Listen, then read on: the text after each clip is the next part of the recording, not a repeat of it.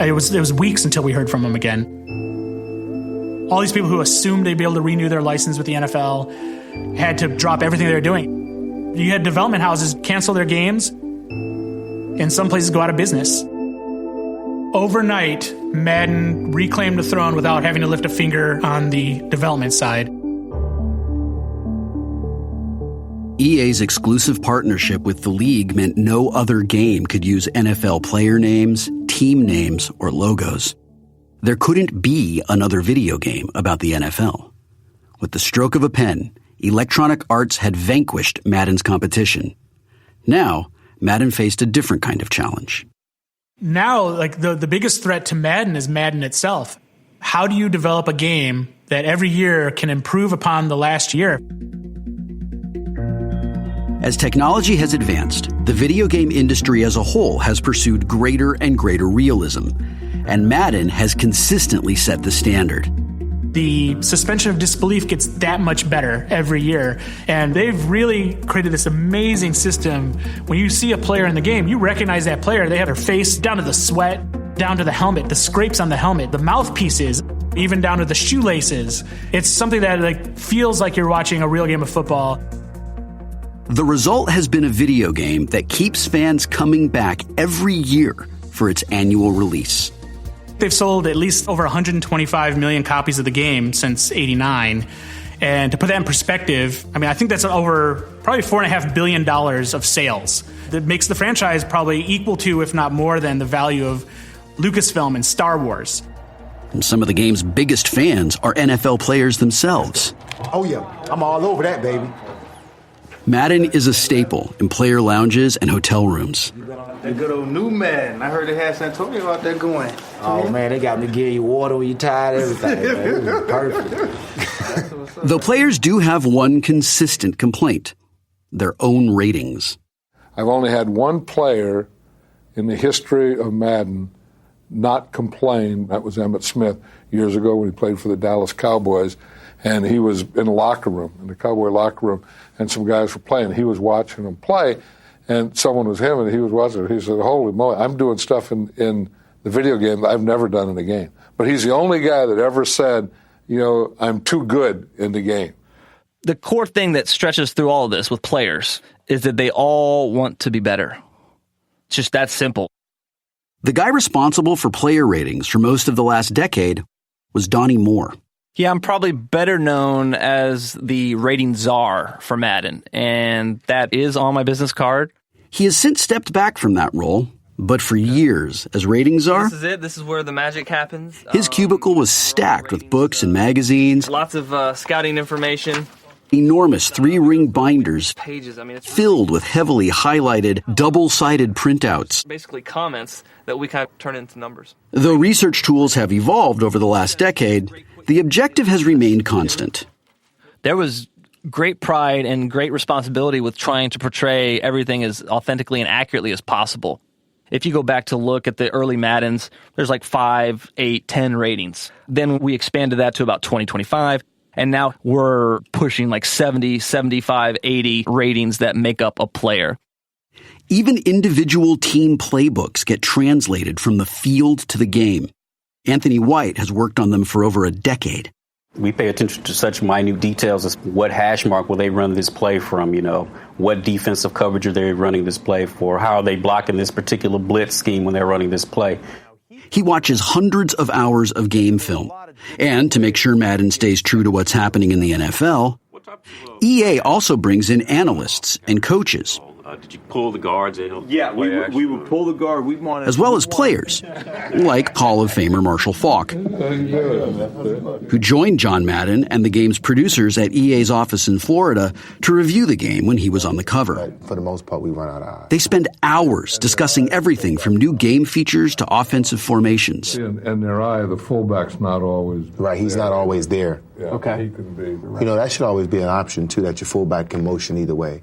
These meetings have been a staple of John's relationship with EA through the years. We'll take a look at that. That's pretty easy for us to fix. I watch and make sure that anything that happens in the NFL, that we get into the Madden game. John, he was always fantastic about spotting these high-level trends and almost enforcing to us, like, hey, you guys got to have that in the game. That's like a new thing in football this year, and if they're playing my game, that we need to have it.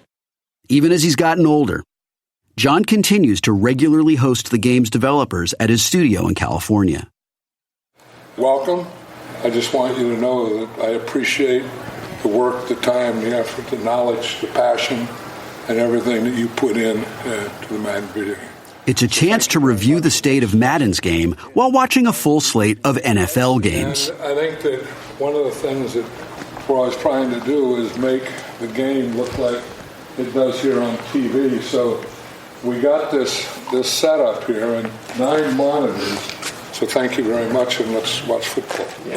And sometimes, like during one of their meetings in Week 1 of 2009, Horton in the gun. the NFL itself plays out like a moment from Madden. Batted up. Oh, God! Stokely down the sideline!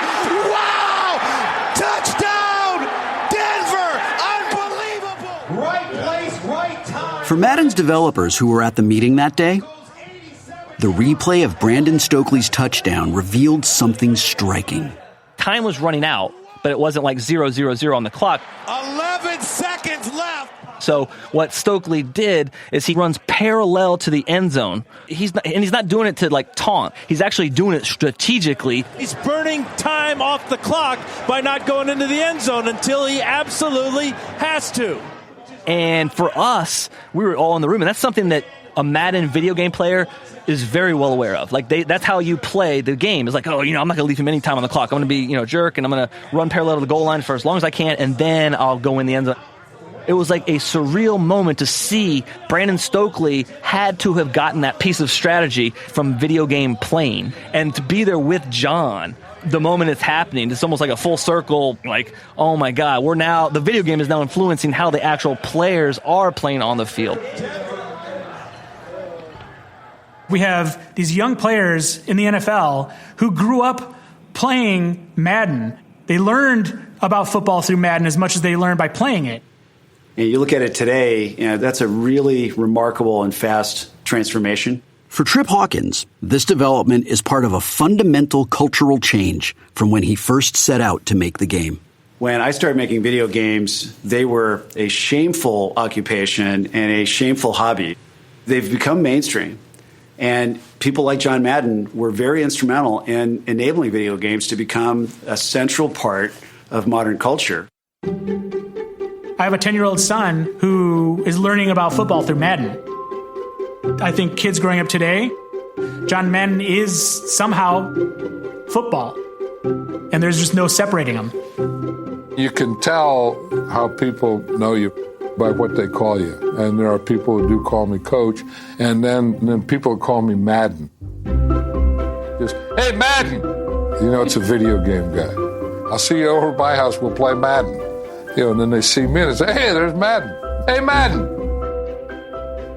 John was inducted into the Pro Football Hall of Fame in 2006. And I said, they can't take this away, can they? I mean, they can't say we're kidding. We want it back. I said, no, we can't take it away. Said, hey. Not as a broadcaster, not as a contributor. He was inducted as a coach. He is kind of every man's coach. I'm a coach, and that's what I am, and everything goes around that. I think if history looks back 100 years from now at the evolution of football, I think many people will confuse John Madden as the inventor of the sport. I did say to him once, I said, do you realize that you are immortal? And he said, what do you mean? In another 100 years, the Madden game will still go on. Hence, John Madden is an immortal. John loves that. He like when I told him, he's gone, 30 for 30 podcast is brought to you by Delta Airlines. Delta flies to 300 cities around the world. That's 300 cities where everyone does the same things you do. That's 300 cities where the people in those 300 cities think they're the only ones who know about that one place. 300 cities where people miss someone in one of the other 299 cities. 300 cities where people sing in the car or in the shower or both, poorly. Delta isn't flying to 300 cities merely to bring us together, but to show us we're not that far apart in the first place. Delta, keep climbing.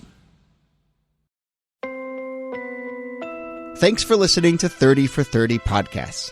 This was our last documentary of the season and of the year. We'll be doing a couple 30 for 30 plus bonus episodes in the coming weeks, then we will return with lots more in 2018. Between now and then, if you haven't caught up on our other episodes this season or haven't listened to our first season, go for it. You can find it at 30for30podcast.com. And if you're enjoying this episode, leave us a rating and a review in the Apple Podcast Store. It really does help others discover the show. Thanks for listening to 30 for 30 Podcasts. My name is Jody Avirgan. ESPN Films senior producer Aaron Leiden is our series editor. This episode was created in partnership with NFL Films. It was produced by Dave Newpower with production support from Emma Jacobs and 30 for 30's own Andrew Mambo. It was narrated by Will Wheaton. The coordinating producer for this episode was Ken Rogers, Brandon Murphy was the project manager, and 30 for 30's Taylor Barfield was the production assistant. The executive producers for this episode were Ross Kedover and Pat Kelleher. Mixing for this episode by Mike Kennedy. The 30 for 30 podcast team also includes Kate McCullough, Vin DeAnton, Ryan Nantel, and producers Keith Romer and Julia Lowry Henderson. Connor Schell and Libby Geist are executive producers for ESPN Films. Adam Newhouse is director of development. The ESPN Films team includes Deirdre Fenton, Jenna Anthony, Catherine Sankey, Jennifer Thorpe, Alex Bowen, Paul Williard, and Colin Fleming. The ESPN Audio team includes Trog Keller, Tom Ricks, Megan Judge, Pete Giannassini, and Ryan Granner. Special thanks to Moya Dacey, Sean Grady, and the whole team at Electronic Arts. Thanks to ESPN's Ryan Hurley, Ray Dinahan, RJ Santillo, Rodney Belizaire, Tony Chow, and Kate LaRue. Louise Arjanis and Jennifer Thorpe did archival research. Roger Jackson provided fact-checking. Our theme music was composed by Rishikesh Hirway of Song Exploder. We're posting lots of extras on Twitter, Instagram, and Facebook. What is your favorite version of Madden? Let us know. And you can sign up for the newsletter through our website, 30for30podcast.com. Be sure to subscribe to 30 for 30 Podcasts in the ESPN app or Apple Podcasts. We'll be back soon with more 30 for 30.